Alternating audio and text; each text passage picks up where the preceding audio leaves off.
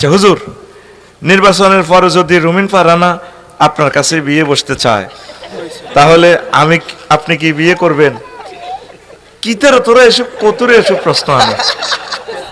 হ্যাঁ, নির্বাচনের পরে তিনি পাশ করুক ফেল করুক, হ্যাঁ, আর নমিনেশন কোনো ব্যাপার না, উনি টেকনোক্রেট মন্ত্রী হইতে পারে, এরকম চিন্তা করস কা?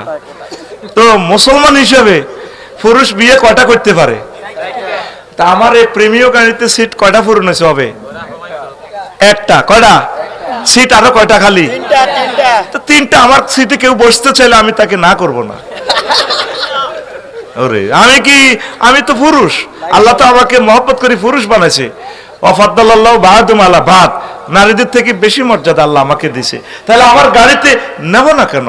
লাল সবুজ গাড়িতে যদি 50টা সিট থাকতে পারে, বিএফি গোল্ডেন 1, ইংল্যান্ড 1, 2, 3, তাহলে আমার গাড়িতে সিট আছে আরো ভ্যাকেন্সি খালি কয়টা?